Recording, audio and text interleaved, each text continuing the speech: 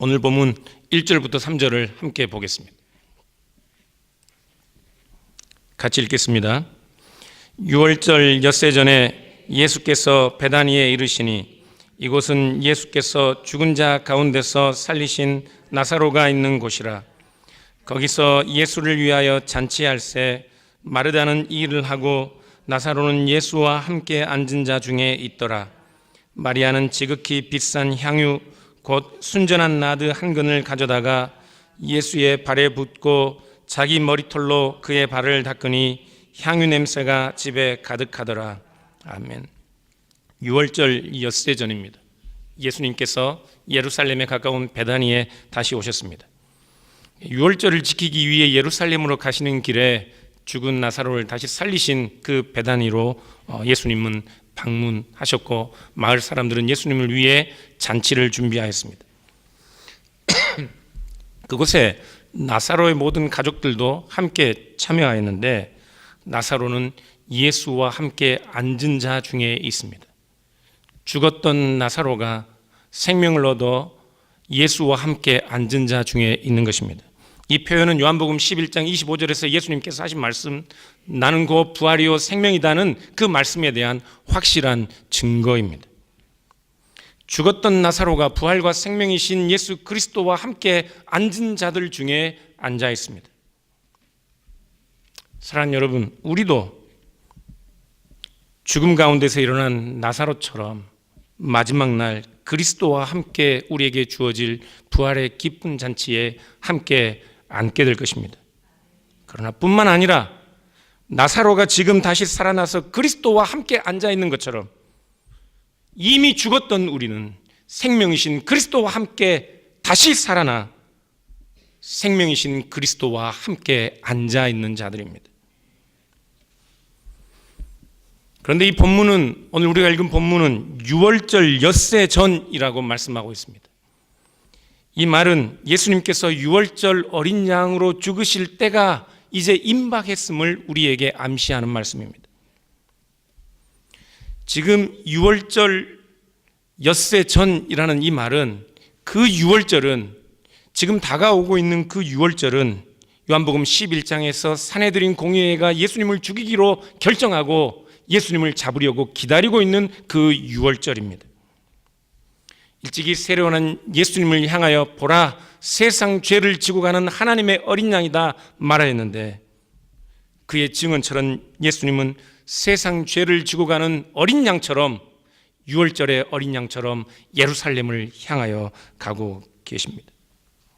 그래서 D.A. 칼슨이라는 신약학자는 요한복음 오늘 본문에서 6월절에 대한 언급은 나사로를 죽은 자 가운데서 다시 살리신 분이 머지않아 자기 백성을 구원하기 위한 희생 제사의 어린 양이자 6월절의 어린 양으로서 죽음으로 나가게 될 것을 암시한다. 그렇게 주석하였습니다. 우리가 어떻게 복된 생명과 기쁨의 잔치에 그리스도와 함께 앉을 수 있습니까? 어떻게 우리가 영원한 생명을 얻고 그리스도와 함께 앉은 자들 중에 생명의 잔치에 함께 앉을 수 있습니까?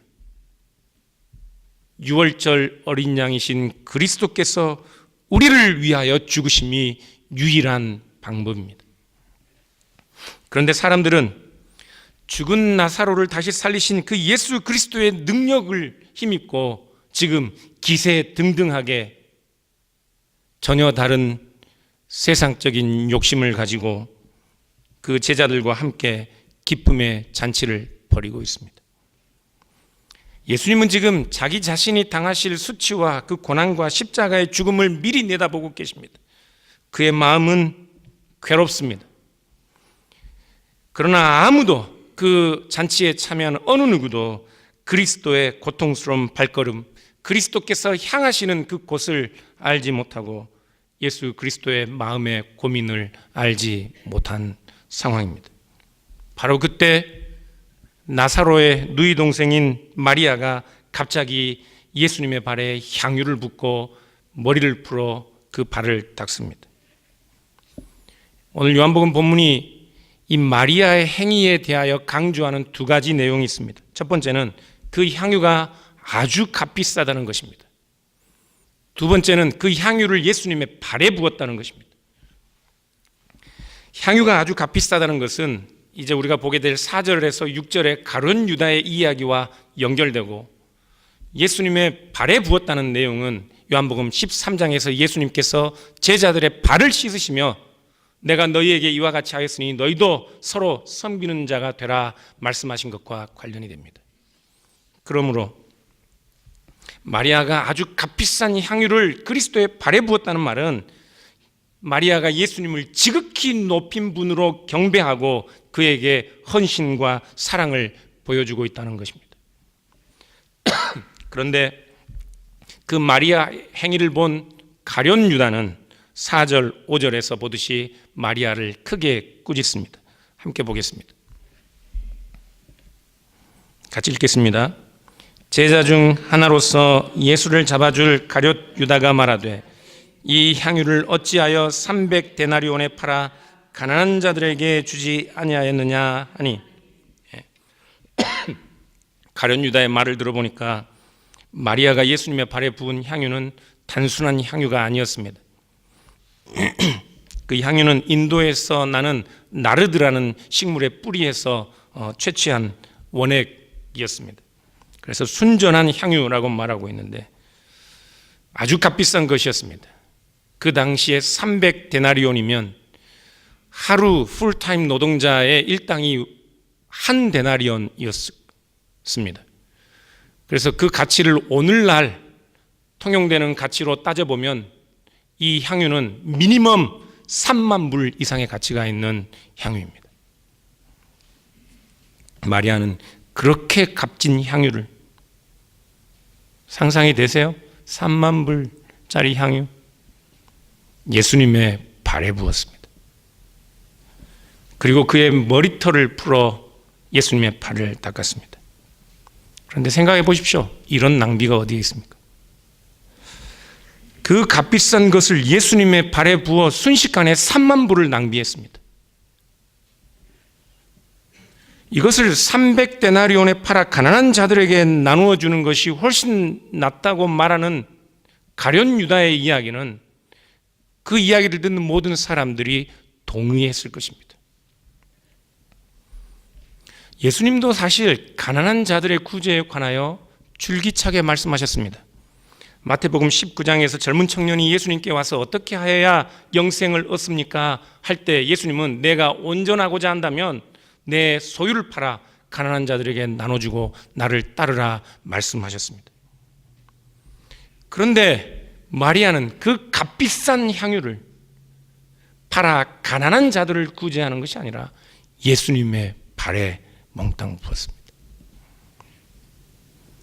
그런데 요한복음을 보니까 요한복음을 기록한 저자는 마리아의 행위를 부질없는 짓이라고 꾸짖는 것이 아니라 오히려 정당한 이야기를 하는 것 같은 가룟 유다를 책망하고 비난하고 있습니다. 6절을 보겠습니다. 이렇게 말하면 가난한 자들을 생각함이 아니요 그는 도둑이라 돈 꾀를 맞고 거기 넣는 것을 훔쳐 가미러라. 가룟 유다의 말은 가난한 자들을 생각해서 한 말이 아니었기 때문에 그렇습니다. 공금을 관리하던 가룟 유다는 남몰래 돈꾀에서 자기를 위해 돈을 훔쳐내던 사람입니다. 그래서 성경은 그를 직접 도둑이라 그렇게 말씀하고 있습니다. 그렇다면 요한복음이 지금 가룟 유다를 비난하는 것은 그가 도둑의 마음으로 마리아를 꾸짖고 있기 때문인 것입니다. 요한복음은 성스러운 것과 속된 것, 신앙과 행위, 그 모든 것들을 이분법적으로 구분하고 있는 것이 아닙니다. 선행도 구제도 좋지만 종교적인 행위가 더 우선한다는 것을 말씀하고 있는 것이 아니라고요. 구제보다 선행보다 예수님을 섬기는 것이 더 우선하기 때문에 가룟 유다를 요한복음이 꾸짖고 있는 것이 아닙니다. 마르다는 일하고 있고 마리아는 예수님의 발에 향유를 부었기 때문에 마르다보다 마리아가 더 훌륭하다는 것을 말씀하고 있는 것이 아닙니다. 구약 성경을 보면 하나님께서 공평과 정의에 관한 용어가 등장할 때마다 이 모든 것들을 이 용어들을 말씀하실 때마다 그 용어들은 언제나 세상에서 가난한 자들과 사회적 약자들에 대한 배려와 구제와 연결되고 있습니다. 하나님을 어떤 하나님으로 알아야 하는가? 하나님은 단순히 우리에게 종교적 제의에 관한 열심으로 우리가 이 세상에서 구제와 선행을 마땅히 행해야 하는 그 모든 것들에 대한 면죄부를 주시는 분이 아니라는 말씀입니다. 하나님의 관심은 미가서 6장 6절에서 보는 것처럼 우리가 하나님을 향하여 예배하는 그 모든 종교적인 의식과 예배가 이 세상의 약자들에 대한 배려와 사랑과 우리가 실천하는 사회적 정의와 하나가 되는 것에 관심이 있었습니다. 두 개가 나누어 있는 것이 아니라고요. 예수 그리스도를 철저하게 따르던 초대 교회들도 최선을 다해 세상의 구제와 사회적 정의에 앞장섰습니다. 사도행전 2장 44절 45절을 보면 성도들은 자기 재산과 소유를 팔아 각 사람의 필요한 대로 나누어 주었습니다. 구제와 선행은 교회를 세상으로부터 구분하는 특별한 행위였습니다. 역사가들은 초대교회는 과부들과 고아들을 돌보고 병든 자들과 가난한 자들과 생계 능력이 없는 자들을 구제하며 옥에 갇히고 포로된 자들을 돌아보고 가난하게 죽어서 장례를 치를 수 없는 사람들의 장례를 대신 치러주고 노예들을 보호하고 재난당한 자들을 돌보고 일자리를 만들어주며 손님을 접대하고 사랑의 식사교제를 사람들과 함께 나누었다고 그렇게 설명합니다.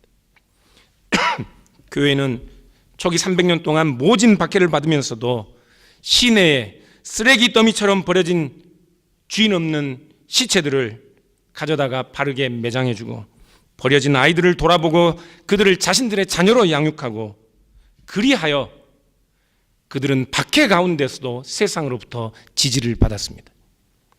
그 일로 인해 교회의 선교를 묘지와 쓰레기 더미의 선교라는 말로 묘사하기도 했습니다.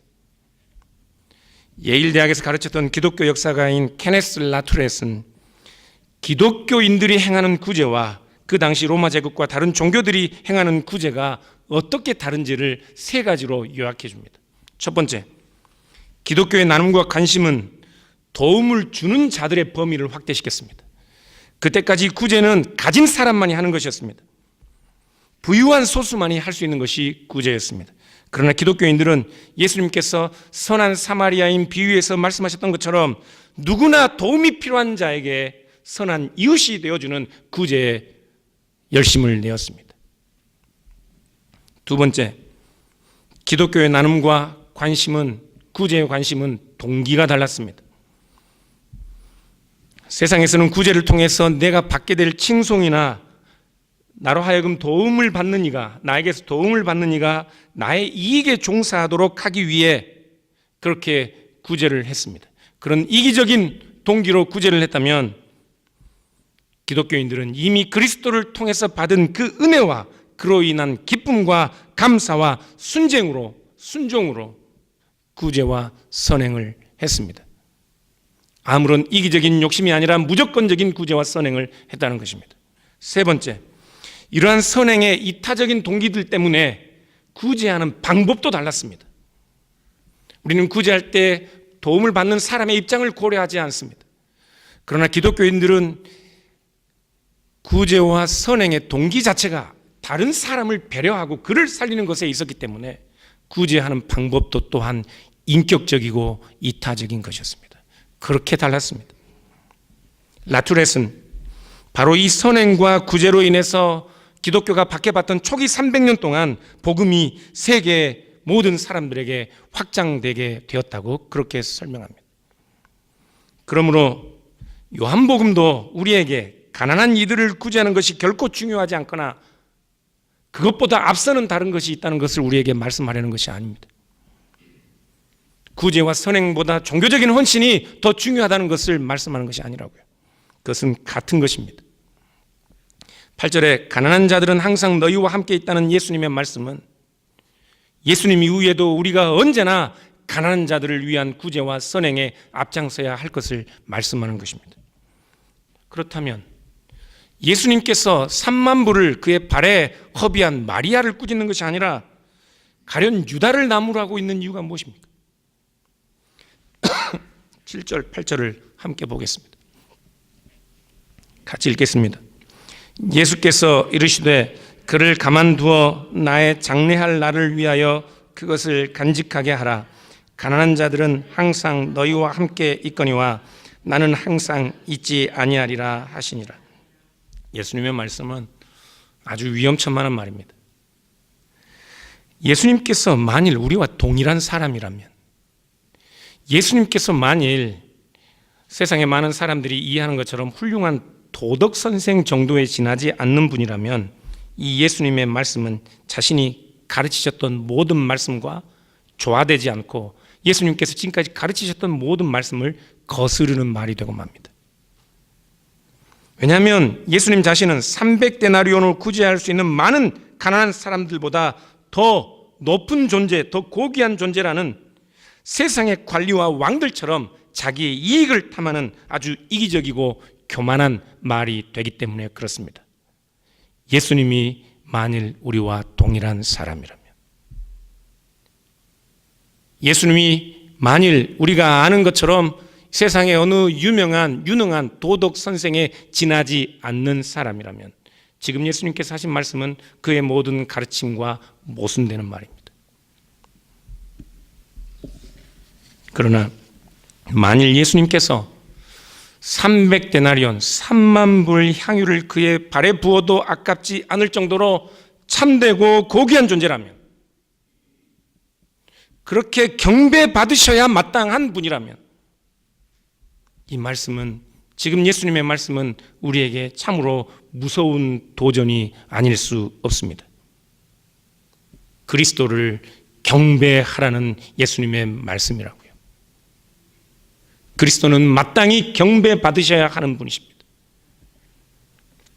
그런데 예수님께서 마리아가 그 향유를 자신의 발에 부으신 것을 허용하는 또 다른 이유가 있습니다. 예수님은 그를 가만두어 나의 장례할 날을 위하여 그것을 간직하게 하라 말씀하셨습니다. 다른 성경 번역들을 보면 그녀를 가만두어라, 그녀가 나의 장례를 위하여 향유를 준비해 두었다, 그렇게 번역합니다. 예수님께서는 마리아의 향유를 자신의 죽음을 위해 준비된 것으로 그렇게 보고 계십니다. 그런데 예수님의 죽음이 무슨 의미가 있길래요?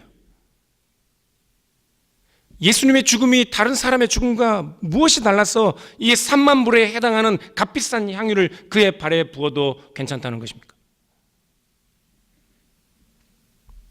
예수님은 우리를 위해 죽으시는 것입니다. 우리를 위해 죽으십니다. 그의 죽음은 우리에게 부활과 생명을 가져다 주시는 죽음입니다. 그러므로 우리가 그리스도 예수의 죽음으로 말미암아 얻게 될 그 생명과 그 영생의 가치를 무엇으로 비교할 수 있겠습니까? 생명의 가치를 무엇으로 비교할 수 있겠냐고요? 3만 불? 아무것도 아니죠. 예수님은 우리를 위하여, 우리의 부활과 생명이 되시기 위하여 죽으시는 것입니다. 그래서 예수님은 300데나리온이 아니라 훨씬 더 값비싼 것으로도 경배받으실 만한 하나님이시며, 동시에 그의 죽음은 3만 불 아니라 300,000 달러로도 견딜 수 없는 우리의 생명을 주시는 그리스도의 죽음이신 것을 오늘 성경 본문은 우리에게 말씀하고 있다고요. 그리스도는 일반인과 같은 분이 아닙니다. 그의 죽음도 한 개인의 죽음과 같은 것이 아니기 때문에, 자기 백성을 위하여 대신 죽으시는 죽음이시기 때문에 주님께서는 그 값비싼 향유를 그의 발에 붓는 것을 우리를 위하여 죽으시는 그의 죽음을 기념하라 말씀하셨던 것입니다. 마리아는 우리를 위하여 영원한 죄와 형벌의 비참 가운데 있는 우리의 형벌을 대신하러 가시는 그리스도에게 300데나리온의 향유를 아끼지 않았던 것입니다. 그런데 다른 사람들은, 그 자리에 있는 어떤 누구도 우리를 위한, 우리의 죄와 우리의 형벌을 위한 그리스도의 죽음을 알지 못하고 있었습니다. 그래서 300데나리온은 예수 그리스도의 발에 부어지기에는 아까운 것처럼 여겼던 것입니다. 가난한 자를 생각한다고 말하고 있는 가룟 유다는 도둑이었습니다. 그런데 그는 도둑질을 하면서도 자신의 죄를 보지 못했습니다. 말로는 의를 말하고 구제를 말하고 선행을 말하지만 그의 마음에는 얼마나 불의한 죄와 악이 가득한지 모릅니다. 우리도 마찬가지입니다. 가난한 자를 구제하고 세상의 공의와 정의를 우리의 입으로 주장해도 우리가 우리의 죄를 알지 못하면 예수 그리스도 그분이 우리를 위하여 죽으신 하나님, 우리를 위하여 죽으셔야만 하는 하나님의 아들이라는 사실을 우리가 알고 그분의 발 앞에 엎드리지 아니하면 우리가 열심을 내어 하는 선행과 구제라도 우리를 하나님 앞에서 또 다른 교만한 자리에, 죄의 자리에 우리를 세우게 될 것은 분명합니다. 우리는 그리스도께 생명을 구해야 하는 자리에 있는 자들입니다. 3만 불의 향유가 아깝지 않은 그리스도로 말미암는 생명을 구해야 하는, 구걸해야 하는 자리에 있는 자들입니다. 그리스도는 아무리 귀한 것이라도 그분의 발에 쏟아부어 그에게 헌신과 순종과 사랑을 표해도 부족한 참으로 존귀하신 우리를 위하여 죽으신 하나님의 아들이심을 우리는 믿고 알아야 합니다. 이 그리스도를 아는 것이야말로 우리의 죄를 위하여 우리를 위하여 죽으신 그리스도를 아는 것이야말로 초대교회가 행했던 참된 구제와 선행을 이룰 수 있는 유일한 방법입니다. 오늘날 많은 사람들이 구제를 말하고 선행을 말하고 사회적 정의와 공의를 말하지만 우리가 얼마나 심각한 죄와 불의 가운데 있었으며 그 죄와 비참으로부터 우리를 구원하시기 위해 하나님의 아들이 이 땅에 오셔서 우리를 위하여 죽으셨다는 사실을 믿지 않습니다. 예수 그리스도가 우리를 위하여 죽으셨다는 사실, 우리가 예수 그리스도에게 생명을 구걸해야만 하는 우리의 죄와 탐욕과 우리의 폭력성을 우리가 알지 못한다면 우리의 선행과 우리의 구제는 결코 우리를 의로운 자리로 인도하지 못합니다. 사랑하는 여러분, 우리는 그리스도에게 생명을 빚진 자입니다. 그분의 죽으심으로 우리는 지금 마치 하늘의 자리에 그리스도와 함께 생명의 자리에 앉아 있는 것처럼 영원한 생명을 기쁨으로 누리고 있습니다. 그러므로 여러분도 마리아처럼 예수 그리스도의 발 앞에 겸손히 엎드려 그분께, 하나님의 아들이신 그분께, 우리를 위하여 죽으신 그리스도에게 경배와 찬양과 감사와 사랑을 드리는 여러분들 될 수 있기를 주님의 이름으로